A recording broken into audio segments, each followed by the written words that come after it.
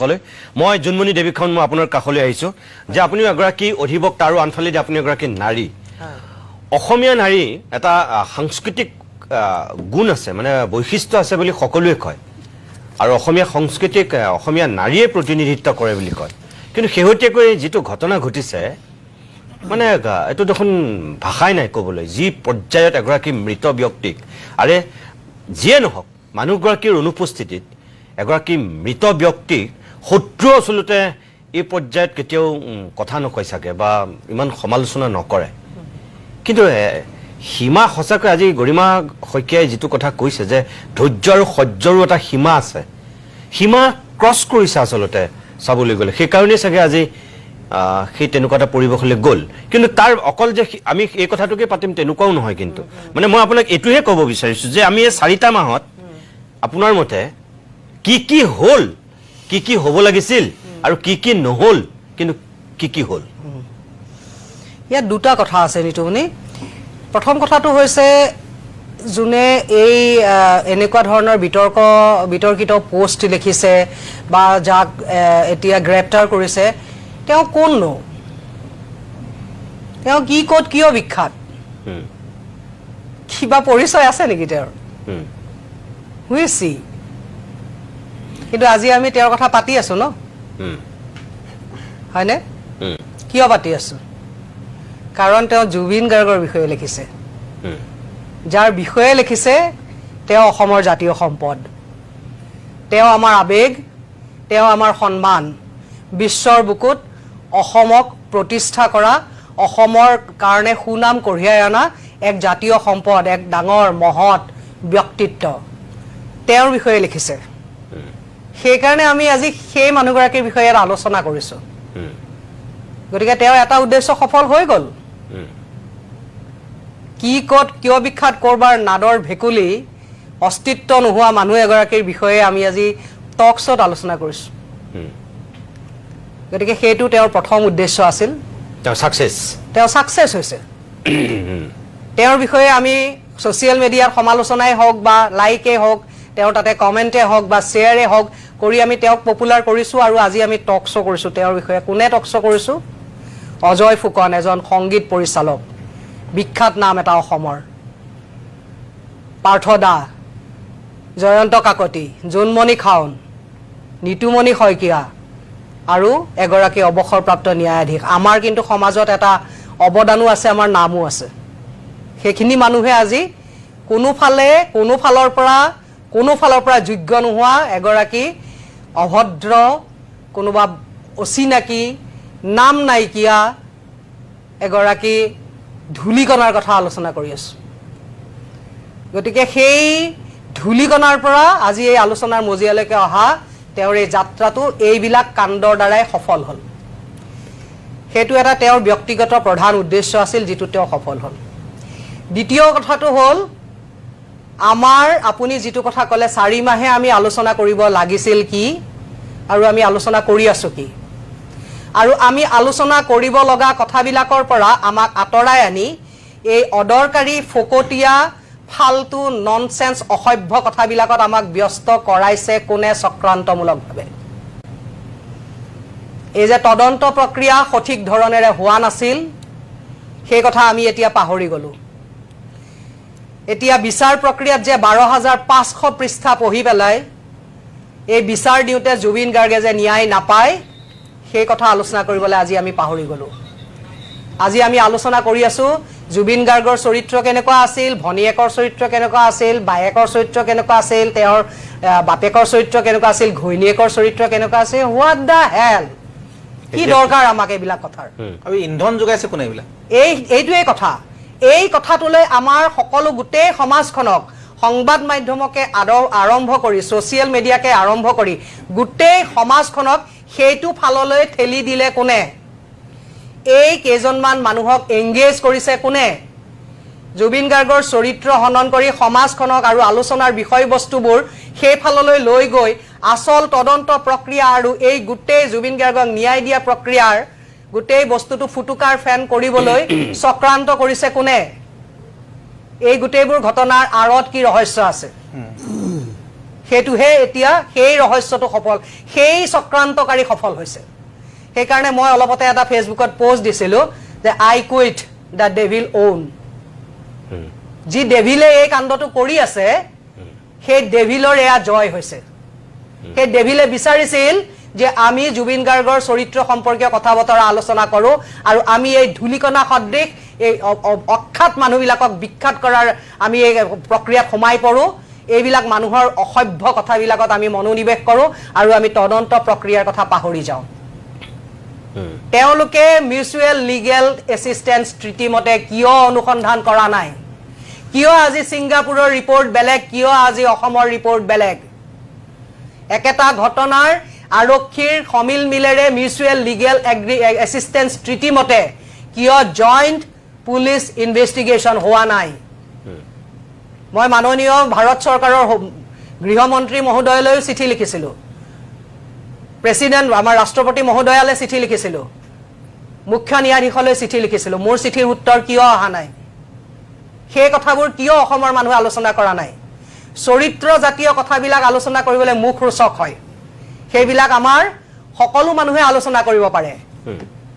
Intellectual এটা brain নালাগে সেইবোৰ কথা আলোচনা কৰিবৰ কাৰণে, কাৰণ বিয়নি মেল পাতি থকাটো মাৰি থকাটো আমাৰ অভ্যাস। আমি সকলোৱে সকলোৰে চৰিত্ৰৰ বিষয়ে আলোচনা কৰিব পাৰোঁ, আমাৰ কেপাচিটি সিমানেই, আমাৰ ব্ৰেইনৰ কেপাচিটি সিমানেই। আমি অকল চৰিত্ৰগত কথা আলোচনা কৰিব পৰাহে ব্ৰেইনৰ কেপাচিটি আছে। মিউচুৱেল লিগেল এছিষ্টেন্স ট্ৰিটি সম্পৰ্কে আলোচনা কৰিবলৈ, ইনভেষ্টিগেশ্যনৰ প্ৰতিটো কথা পুংখানুপুংখভাৱে বিচাৰ কৰিবলৈ, আজি ডে টু ডে ট্ৰায়েল যে হ'ব লাগে বুলি আমি ডিমাণ্ড কৰিছোঁ, সেই ডিমাণ্ডৰ ওপৰত আমাক একশ্যন ল'বলৈ, এইবিলাক কৰিবলৈ আমাক অলপমান মগজুৰ প্ৰয়োজন। আৰু দুৰ্ভাগ্যৰ কথা যে অধিক সংখ্যক মানুহৰ সিমানখিনি মগজু নাই। না জোনমণি দেৱী খান, মই আপোনাক এটা কথা স্পষ্ট কৰি কওঁ, আপুনি যিকেইটা কথা ক'লে যে এগৰাকী মহিলাক লৈ আমি আজি কথা পাতিছোঁ বা এই বিষয়টোৰ ইয়াত চৰ্চা হ'বলগীয়া হৈছে। চাওক, প্ৰথম কথা হ'ল যে অজয় ফুকন মোৰ কাষতে বহি আছে। আজি জুবিন গাৰ্গৰ সন্দৰ্ভত কিবা কিবি কথা কৈ কেইজনমান এতিয়াও জেলত আছে। মই তেওঁলোকৰ নাম নকওঁ, কিন্তু জুবিনৰ ইছ্যুটোক লৈ তেওঁলোক জেলত আছে। কিন্তু অজয়ো জেল খাই আহিছিলে। এই যে অজয় ক'লে কবিতা লিখি পেলাই গৈ পেলাই জেল খাবগৈলগীয়া এজনী ছোৱালী আমাৰ মাজততো আছে। এই মানুহগৰাকীয়ে যোৱা জয়ন্ত কাকতে কৈছে যোৱা 8 বছৰ ধৰি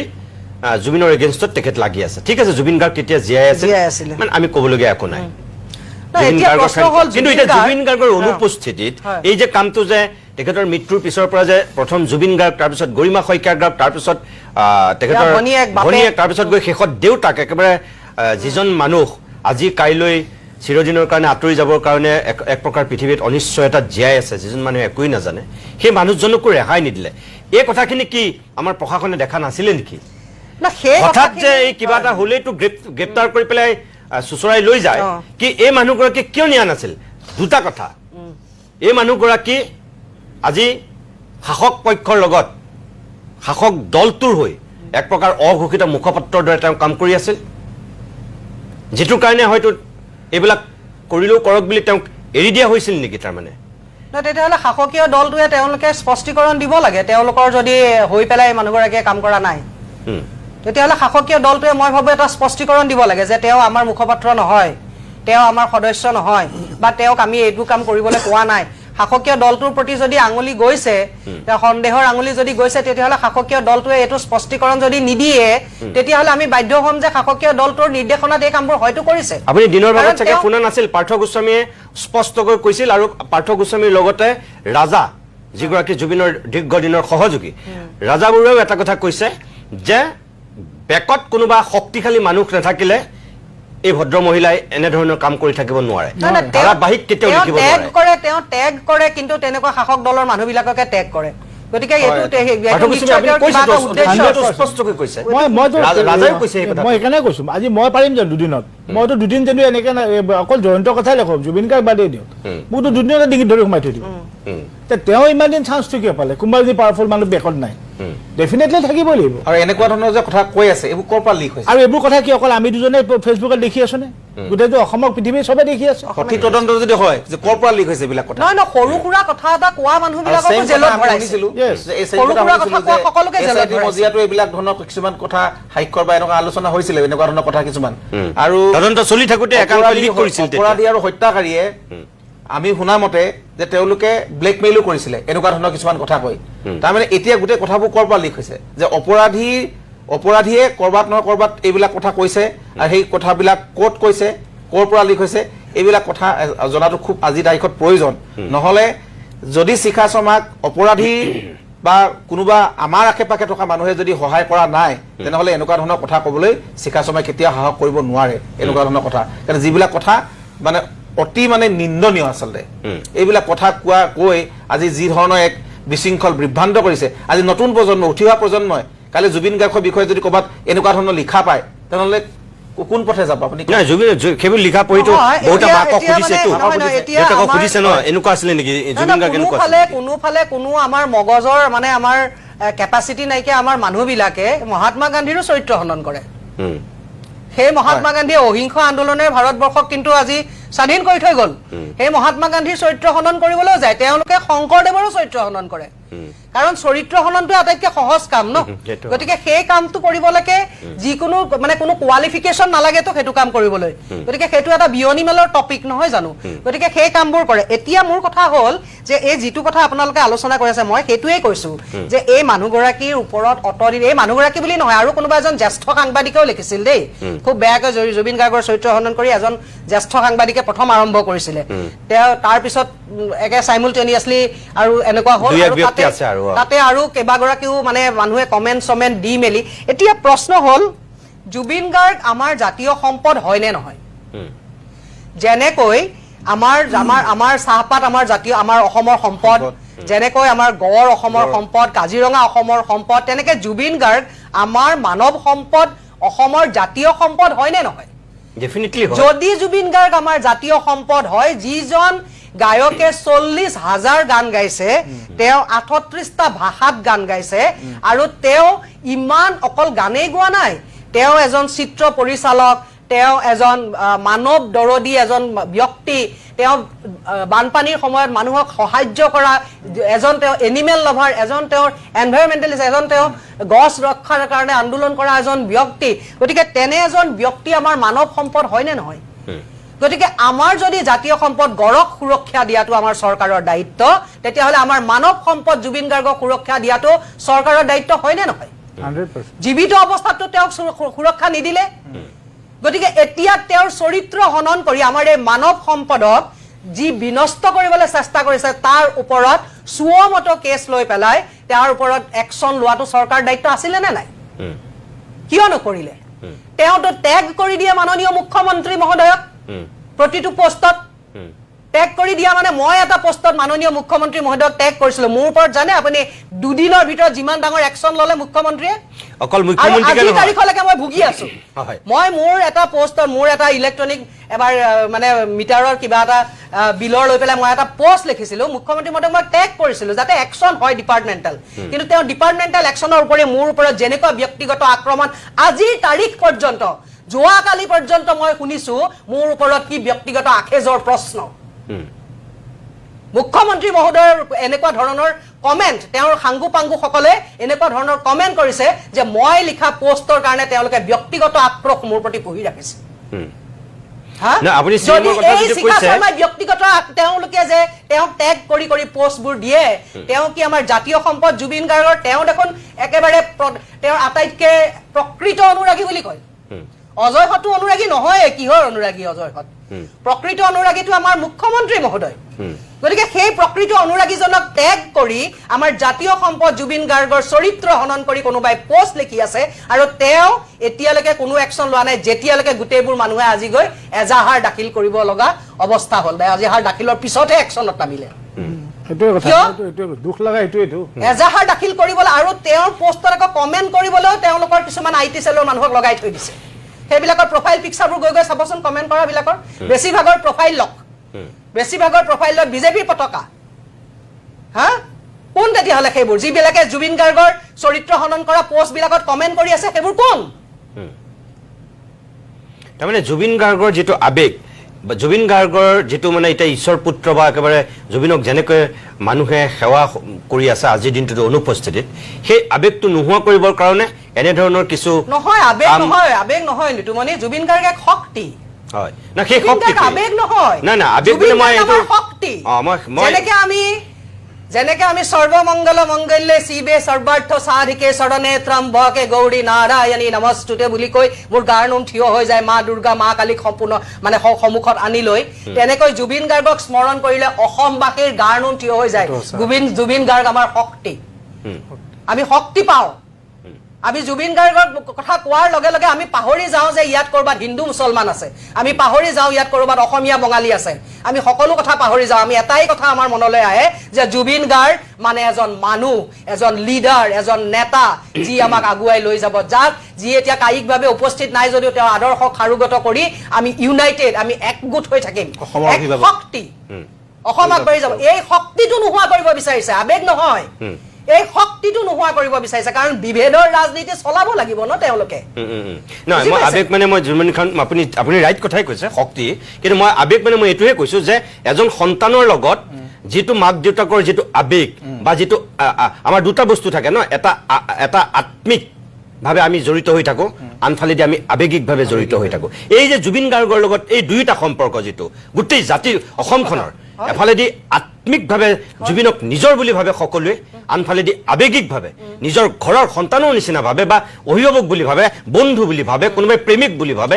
কোনোবাই নিজৰ শিক্ষাগুৰু বুলি ভাবে আনকি কোনোবাই ভগৱানৰ শাৰীত ৰাখিছে কাৰণ দৰিদ্ৰ পীড়িত বা অভাৱগ্ৰস্ত বা দিক বিদিক হেৰুৱা জীৱনৰ মায়া মুখ হেৰুৱাই যি আত্মহত্যা কৰিবলৈ পথ বিচাৰি ফুৰা মানুহে গৈ জুবিনৰ ওচৰত হাত পাতি যেতিয়া কোনোবাই ট্ৰিটমেণ্ট কৰিবলৈ 1 লাখ টকা এটা পাইছে তাৰ কাৰণে জুবিন ভগৱান সেই আবেগটোৰ কথা কৈছো সেইটো যিকোনো মানুহে কৰিব পৰা নাছিল আটাইতকৈ ডাঙৰ কথা আপুনি যিকেইটা কথা কৈছে মই এটা কথাই কওঁ আপোনাক যে এই যে অজয় আৰু জয়ন্তও কৈছিল যে চতুৰ্থ স্থান পাইছিল পৃথিৱীত আৰু মাইকেল জেকসনৰ পিছত একমাত্ৰ সংগীত শিল্পী এতিয়ালৈকে মোৰ কথাটো তাতেই যে এটাই উত্তৰ আমি দিব পাৰো যে জুবিন গাৰ্গ কোন যে জুবিন গাৰ্গ সেইজনেই ব্যক্তি যিজন ব্যক্তিয়ে অসমীয়া ভাষাৰে গীত গায় হিন্দী ইংলিছ কেইটা গাইছে নো চাবলৈ গ'লে বিশ্বক গোটেই পৃথিৱীক জনাই দিছে যে এটা প্ৰান্তীয় ভাষা এটা আঞ্চলিক ভাষাৰ গীত গোৱা এজন মানুহক এটা জাতিয়ে কি পৰ্যায়ত নেতা ৰূপে মানিব পাৰে বা কি পৰ্যায়ত চেলুট দিব পাৰে যে গোটেই পৃথিৱীক দেখুৱালে ভাৰতক নহয় 140 পৃথিৱীক দেখুৱাইছে এই 192খন দেশৰ ভিতৰত 146খন দেশে চিনি পাইছিল তাৰমানে আৰু অসমীয়া ভাষাটোক যিটো জুবিনে কৈ থাকে যে মোৰ অসমখন মোৰ ভাষাটোক লৈ গৌৰৱ কৰোঁ যে অসমীয়া ভাষাতে গীত গাই এজন মুম্বাইত নাথাকি এইখন অসমলৈ উভতি অহা মানুহে অসমীয়া জাতিটোক কলৈ লৈ গুচি গৈছিল সেই মানুহজনৰ যিটো আবেগ ভুল আছিল সেইটো জুবিন গাৰ্গৰ ভুল আছিল মই কওঁ জুবিন গাৰ্গ স্বাৰ্থপৰ হ'ব লাগিছিল বলিউডত তেওঁ ডাঙৰ সিঙ্গাৰ হৈ থাকিব পাৰিলে হয় আৰু তেওঁ হলিউডত গৈ ডাঙৰ সিঙ্গাৰ হ'ব পাৰিলে হয় নিজৰ জাতিটোক ভাল পোৱাটো জুবিন গাৰ্গৰ ভুল আছিল কাৰণ এই জাতিয়ে জুবিন গাৰ্গক এতিয়া চৰিত্ৰ হননহে কৰিছে এই জাতিয়ে জুবিন গাৰ্গক একো নিদিলে যাৰ কাৰণে জুবিন গাৰ্গে সকলো ত্যাগ কৰি গুচি আহিল সেই অসমীয়া জাতিয়ে জুবিন গাৰ্গক মূল্যই দিব নাজানিলে গতিকে জুবিন গাৰ্গ আজি হলিউডৰ সিঙ্গাৰ হৈ থাকিব পাৰিলেহেঁতেন অসমক ভাল পাই অসমলৈ ঘূৰি অহাটো নিশ্চয় জুবিন গাৰ্গৰ ভুলেই আছিল কাৰণ অসমীয়া জাতিয়ে কাকো মৰম সন্মান আৰু অসমীয়া জাতিয়ে সম্পদ ৰূপে কাকো স্বীকৃতি দিব নাজানে মানুহখিনিয়ে দিছে সাধাৰণ ৰাইজে দিছে আজি স্বতঃস্ফূৰ্তভাৱে লাখ লাখ কোটি কোটি লোক ওলাই আহিছে আৰু ৰেকৰ্ডো হৈছে এটা মৃত্যুৰ পিছত এজন মানুহক ইমান বৃহৎ ৰেলীৰে লৈ আনিছে মানুহ আছে গোটেইখিনি কিন্তু যে এছাম মানুহ আছে যিয়ে নেকি জুবিন গাৰ্গক মানে দবাই ৰাখিব খুজিছে কিয় এটো লাজ নালাগে সেইজন জুবিন গাৰ্গৰ চৰিত্ৰ হনন কৰিবলৈ যিজন জুবিন গাৰ্গে সকলো ত্যাগ কৰি অসমৰ প্ৰেমৰ বাবে অসমলৈ ঘূৰি আহিল সেইজন জুবিন গাৰ্গৰ চৰিত্ৰ হনন কৰিবলৈ লাজ নালাগে কমেন্ট দিবলৈ লাজ নালাগে কাৰণ মই আকৌ আহিম আপোনালোকৰ মাজলৈ মই অকণমান বিৰতি ল'ব লাগিব